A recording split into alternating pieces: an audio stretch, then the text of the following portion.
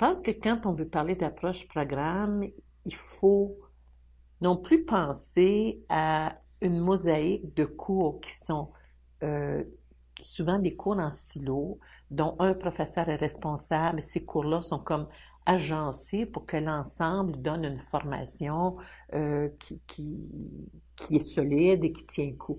Dans une approche programme, il faut voir les choses autrement. Il faut peut-être se dire, notre finalité ultime, c'est ça. Voici le portrait robot de l'étudiant qu'on veut produire en bout de ligne.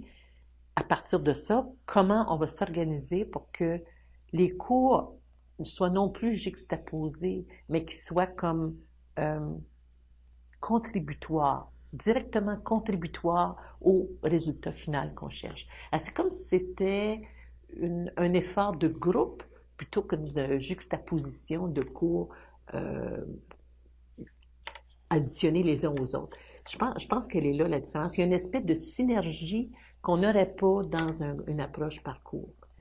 Maintenant, à la faculté de pharmacie, ça s'est traduit surtout par le fait que la décision a été prise en fait de façon autre. Il y a 10 ans, on ne parlait pas tellement d'approche programme.